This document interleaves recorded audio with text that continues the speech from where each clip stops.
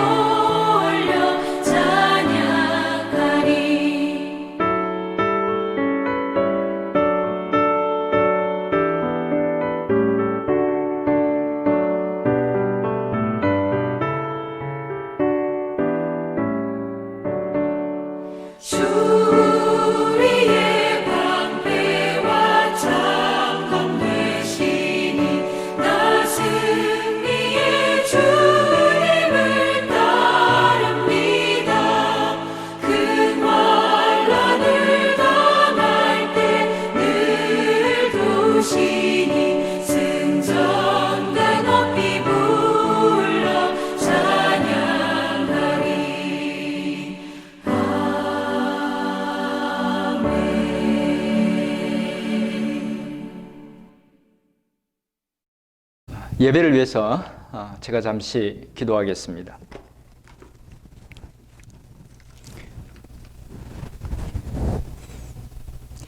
은혜로우신 하나님 아버지, 어느새 또 계절이 바뀌어 가을이 되었지만 여전히 코로나 바이러스로 사람들은 두려움에 사로잡혀 있고 저희들의 삶은 갈수록 더 어려워지고 있습니다. 긍휼이 많으신 하나님 아버지, 무엇보다 빨리 이 상황이 끝나서 정상적인 일상으로 돌아갈 수 있기를 간절히 기도합니다. 함께 모여 예배하고 반갑게 만나서 인사하고 교제하던 그 은혜로운 때로 축복의 때로 회복시켜 주옵소서. 오늘도 주님의 긍휼과 은혜를 소원하며 저희들 예배로 나아갑니다. 저희의 예배를 받아 주옵소서. 예수님의 이름으로 기도드립니다. 아멘. 오늘 함께 나눌 말씀은 요나서 3장 10절에서 4장 11절까지입니다. 제가 읽어드리겠습니다. 요나서 3장 10절에서 4장 11절에 기록된 하나님의 말씀입니다. 하나님이 그들이 행한 것 곧 그 악한 길에서 돌이켜 떠난 것을 보시고 하나님이 뜻을 돌이키사 그들에게 내리리라고 말씀하신 재앙을 내리지 아니하시니라. 요나가 매우 싫어하고 성내며 여호와께 기도하여 이르되 여호와여, 내가 고국에 있을 때에 이러하겠다고 말씀하지 아니하였나이까? 그러므로 내가 빨리 다시스로 도망하였사오니 주께서는 은혜로우시며 자비로우시며 노하기를 더디하시며 인애가 크시사 뜻을 돌이켜 재앙을 내리지 아니하시는 하나님이신 줄을 내가 알았음이니이다. 여호와여, 원하건대 이제 내 생명을 거두어 가소서. 사는 것보다 죽는 것이 내게 나음이니이다 하니 여호와께서 이르시되 네가 성내는 것이 옳으냐 하시니라. 요나가 성읍에서 나가서 그 성읍 동쪽에 앉아 거기서 자기를 위하여 초막을 짓고 그 성읍에 무슨 일이 일어나는가를 보려고 그 그늘 아래 앉았더라.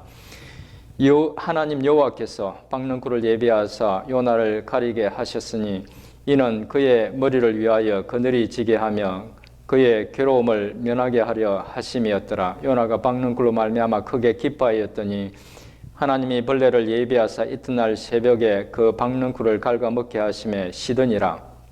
해가 뜰 때에 하나님이 뜨거운 동풍을 예비하셨고 해는 요나의 머리에 쪼임에 요나가 혼미하여 스스로 죽기를 고하여 이르되 사는 것보다 죽는 것이 내게 나으니이다 하니라.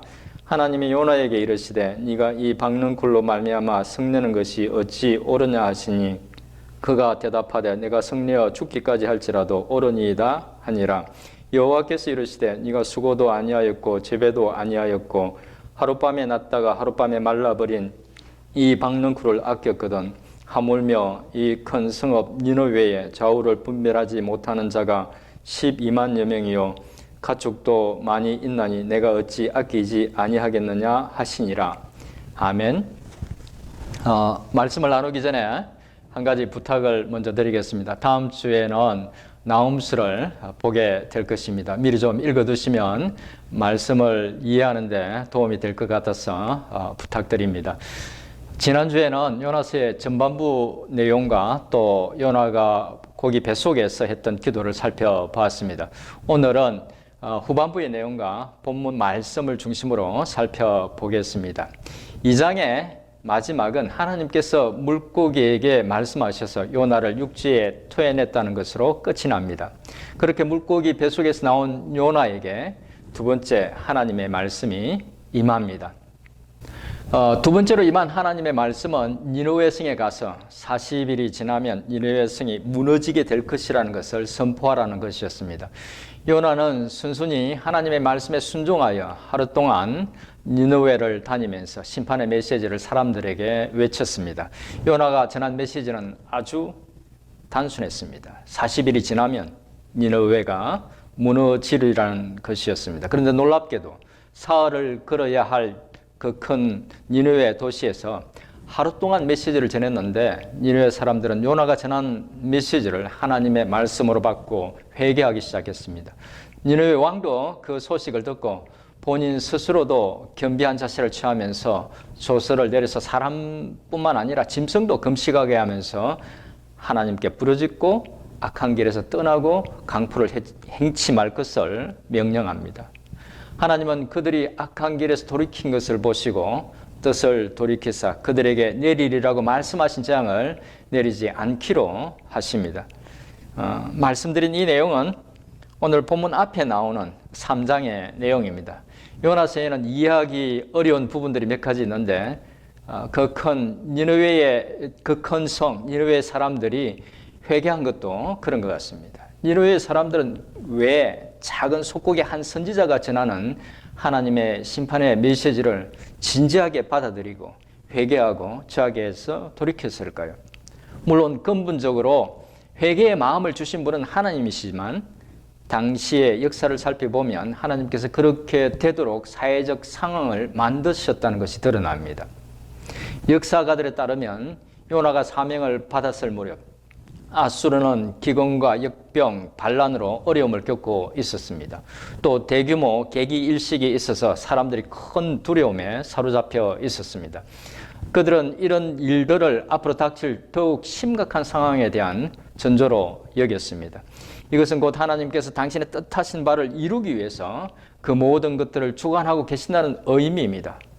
또 이 말은 코로나 때문에 어려움을 겪고 있는 지금도 우리의 이해를 초월하여 하나님께서 일하고 계신다는 의미이기도 합니다. 3장은 그렇게 니느웨 사람들이 요나가 전한 심판의 메시지를 듣고 죄악과 강포에서 돌이켰고 하나님은 그들을 용서하셨다는 내용으로 끝이 납니다. 만약 이야기가 이렇게 끝났으면 아무 문제가 없을 텐데 잘 마무리된 듯한 이 일을 두고 요나는 이해할 수 없는 반응을 보입니다.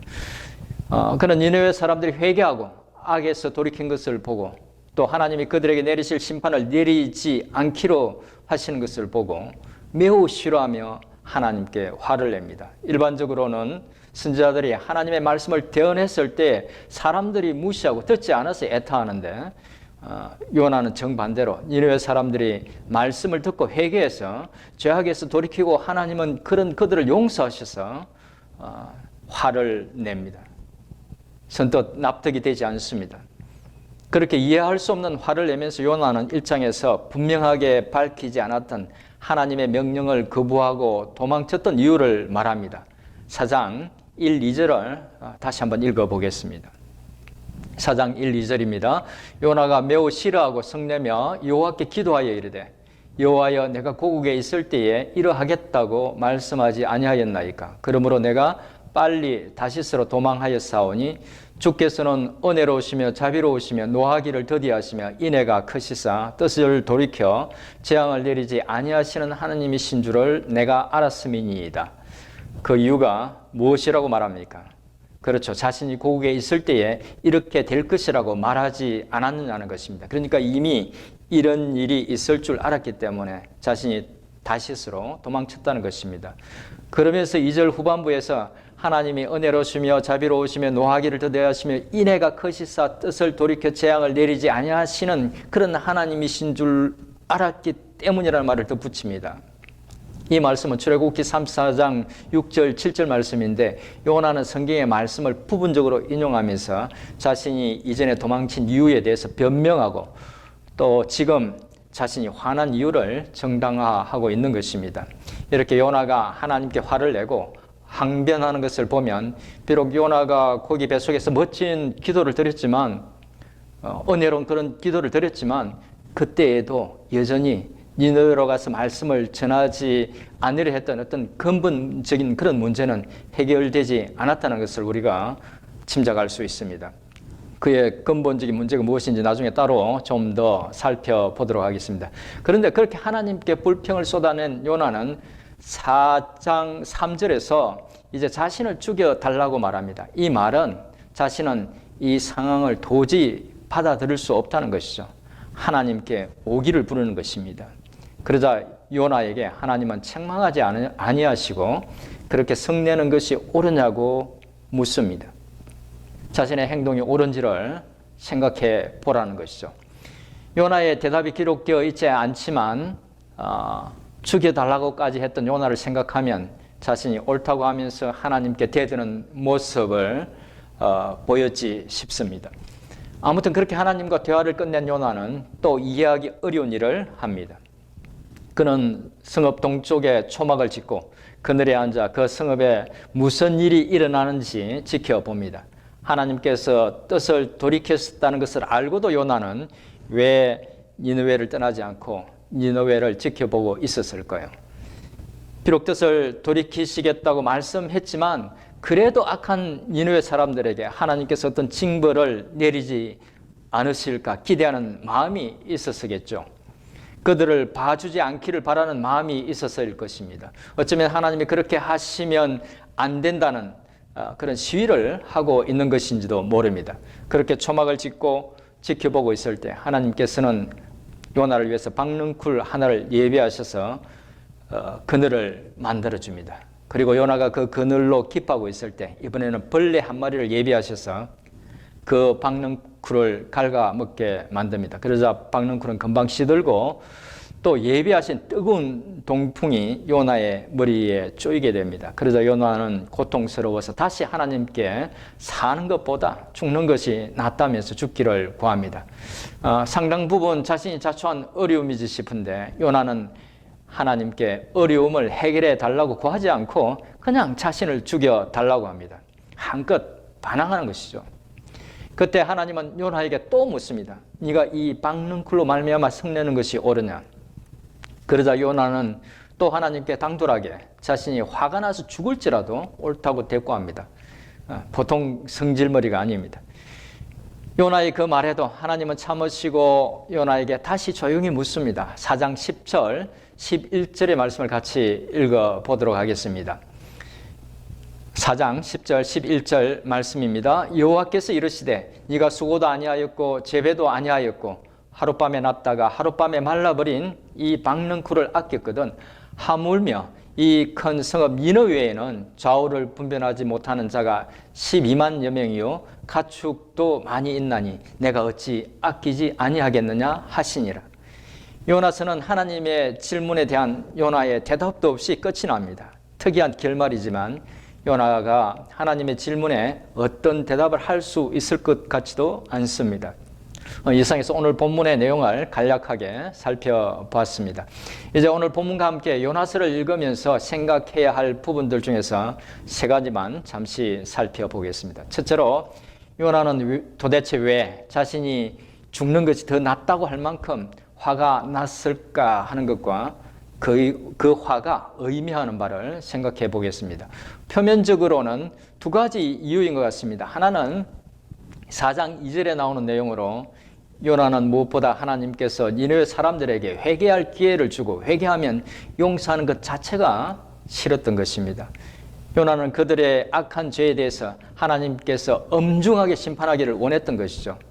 또 다른 이유는 8절에 나오는 내용으로 단순히 자신의 육체적 고통 때문이었습니다. 아마 그 육체적 고통은 자신을 죽여달라고 요구할 만큼은 아니었을지 모르지만 자신의 기대가 무너지면서 더 크게 느껴져서 하나님이 하시는 일에 항변하고 싶어서 그렇게 말했지 싶습니다. 그런데 요나서를 읽는 독자를 당황스럽게 하는 것은 그가 앞에서 했던 기도와는 너무 다른 모습을 보여주고 있다는 것입니다.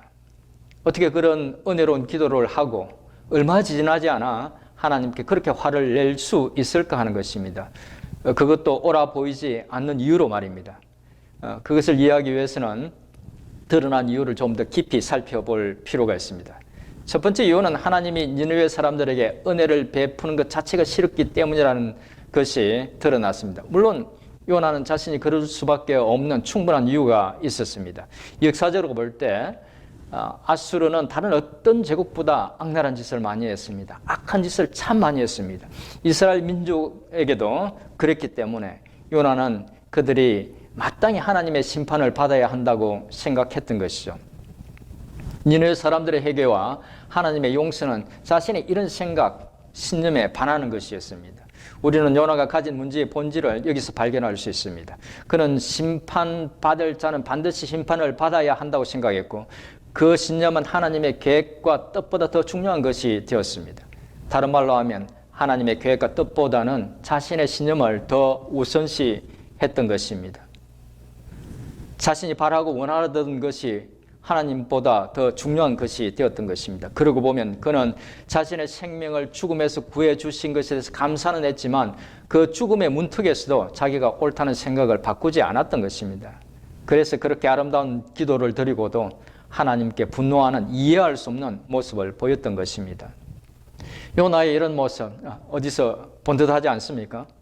바로 우리 자신의 모습입니다. 하나님을 믿는다고 하면서 그의 전능하심과 자비로우심과 은혜로우심에 모든 것을 내맡기지 못하고 우리의 생각과 신념을 고집하고 그것을 하나님께 강요하는 우리 자신들의 모습은 바로 요나와 같은 모습입니다.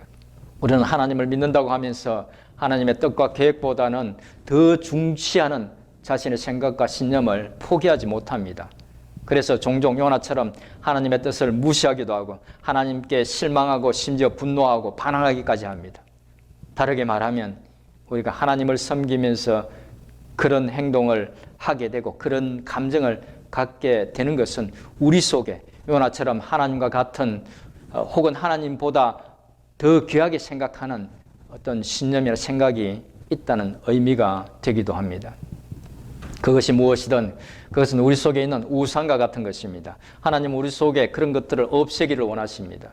하나님은 그런 것들을 없애기 위해서 요나에게 하셨던 것처럼 인내하시면서 설득하기도 하지만 때로는 우리가 애지중지하는 박능쿨 같은 것을 걷어가시기도 할 것입니다. 그렇게 하시기를 원하시는 이유는 하나님 당신이 이기적이신 그런 분이기 때문이 아니라 그런 것들이 우리의 삶의 올무가 되지 않도록 하기 위해서입니다.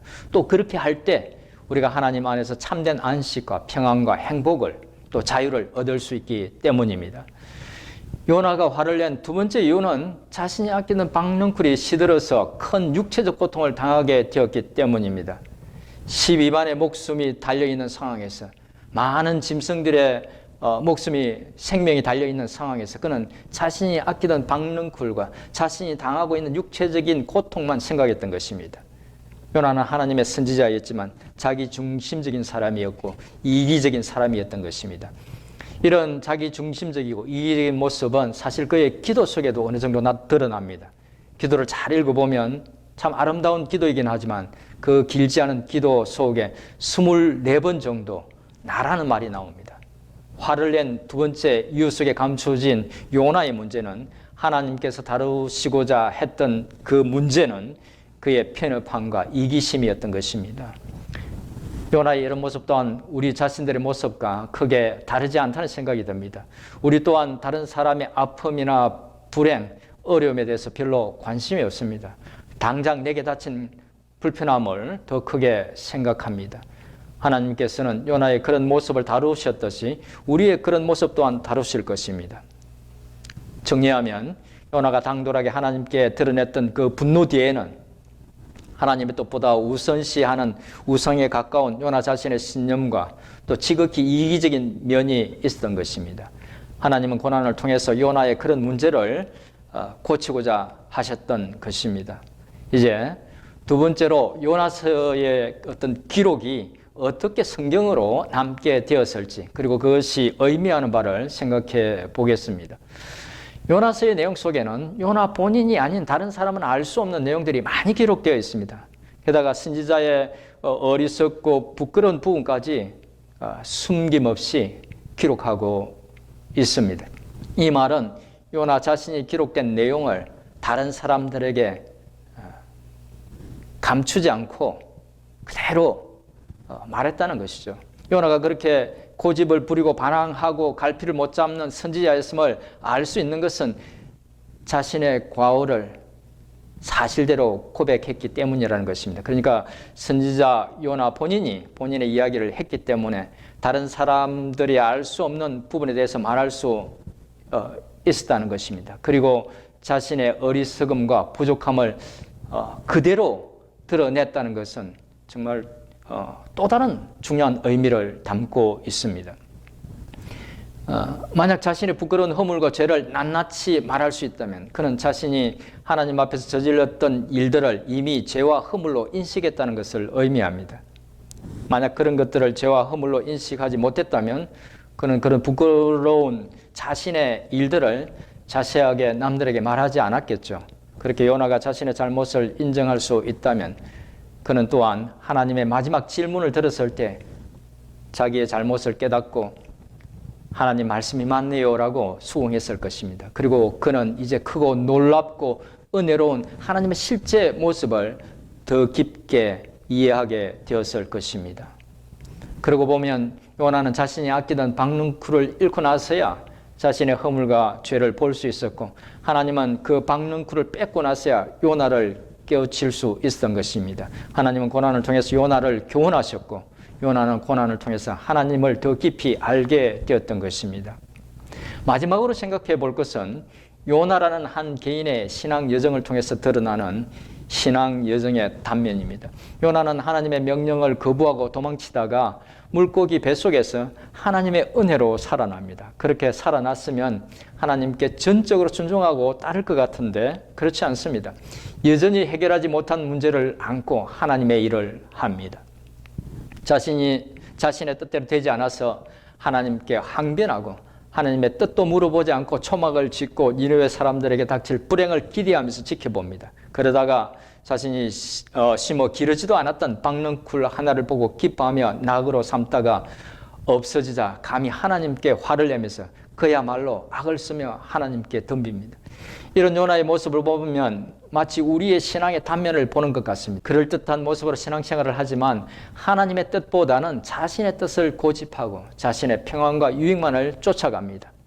하나님은 그런 우리를 쫓아오셔서 물고기 뱃속 같은 곳으로 보내시기도 하고 박능굴같이 아끼는 것을 뺏으면서 순종을 가르치시고 우리 자신의 실체를 보게 하시고 하나님의 은혜를 가르치십니다. 아마 이런 신앙의 여정은 우리 개인들이 하나님 앞에 갈 때까지 계속될 것 같습니다. 왜냐하면 우리의 어리석음이 잘 고쳐지지 않기 때문입니다. 늘 내 방법이 하나님의 방법보다 나아 보이고 하나님 뜻대로 하면 내가 원하는 것을 다 놓칠 것 같은 그런 불신이 내 속에 있기 때문입니다. 하지만 여러분 기억하십시오. 사도 바울이 말한 것처럼 하나님의 지혜와 지식은 깊고도 부요해서 측량할 수 없습니다. 그의 사랑도 그 깊이와 넓이를 헤아릴 수 없습니다. 그의 지혜와 사랑으로, 그런 지혜와 사랑으로 하나님은 우리를 주목하시고 불순종한 요나의 영의 눈을 열어 깨닫게 하신 것처럼 깨닫게 하시기 위해서 우리를 성숙시키기 위해서 우리를 몰아가실 것입니다.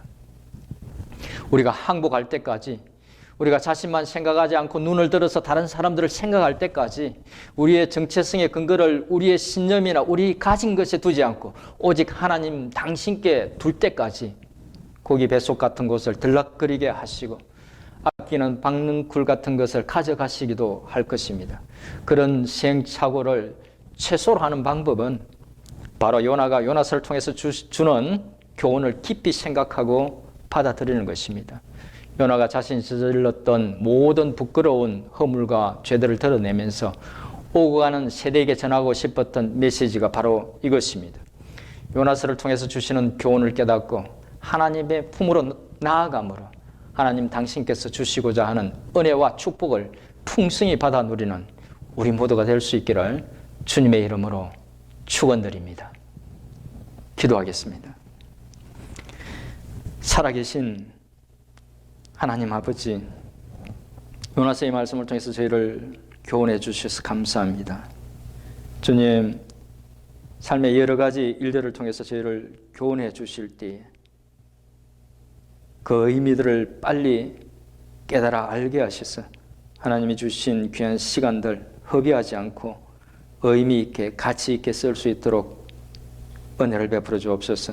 하나님 아버지, 우리 자신 속에 하나님보다 더 귀하게 생각하는 것이 있는지, 하나님 뜻보다 우선시하는 것들이 있는지 늘 살피게 하셔서 요나가 저지른 우를 범하지 않도록 도와주시옵소서. 오늘도 기도하옵기는 하나님 아버지, 비록 코로나 바이러스 때문에 상황이 어렵지만 두렵지만 이것으로 인해서 주를 향한 저희들의 믿음이 흔들리지 않도록 붙들어 주옵소서. 비록 저희가 다 이해할 수 없지만 하나님께서 이 모든 상황을 여전히 주관하고 계시고 하나님은 여전히 공의롭고 자비롭다는 것을, 그래서 이 모든 일들 가운데서도 하나님의 뜻하심이 있다는 것을 기억하게 하옵소서. 이 환난 가운데서 저희가 안전하게 피할 유일한 피난처는 주님밖에 없음을 기억하고 믿음으로 주님을 붙들 수 있도록 도와주시옵소서. 주님께서 주시는 참 평강이 저희의 마음과 생각을 주관하게 하옵소서. 오늘도 주의 신실하심을 의지하고 기도로 나아갈 때 주님 들으시고 응답해 주시옵소서. 예수님의 이름으로 기도드립니다. 아멘. 오늘도 예배를 끝내고 함께 기도할 때 먼저 공동 기도 제목으로 기도하시고 개인 기도해 주시면 감사하겠습니다. 요즘 한국도 미국도 정치적으로 사회적으로 많이 혼란스럽습니다. 그리고 미국 대선이 얼마 남지 않았습니다. 한국과 미국의 사회적 정치적 안정을 위해서 함께 기도했으면 좋겠습니다. 이 코로나 사태가 빨리 끝나서 모든 생활이 정상적으로 될 수 있도록 기도해 주시기 바랍니다. 연약한 분들을 위해서 기도할 때 김성경 집사님, 김영자 권사님, 김진대 집사님, 유기봉 집사님, 신추월 권사님, 황정희 집사님의 건강을 위해서 기도해 주시고 또 연로하신 애녹회 회원들을 위해서도 기도해 주시기 바랍니다. 산모들을 위해서 기도할 때 김은지 집사님, 제갈금아 집사님의 건강과 순산을 위해서 기도해 주시기 바랍니다. 파송 선교사님들을 위해서 기도할 때에 임바울, 장영심 선교사님, 정현호 오경자 선교사님, 이주혜 선교사님의 건강과 사역을 위해서 기도해 주시기 바랍니다. 또 폐암으로 투병하고 있는 가형호 선교사님의 건강과 회복을 위해서도 계속 기도해 주시기 바랍니다. 그리고 주일 예배와 수요 예배, 화요 성경 공부, 담임 목사님이 진행하시는 데일리 바이트, 여성부에서 하는 성경 쓰기와 감사 쓰기를 위해서 기도해 주시기 바랍니다. 이제 다 같이 기도하겠습니다.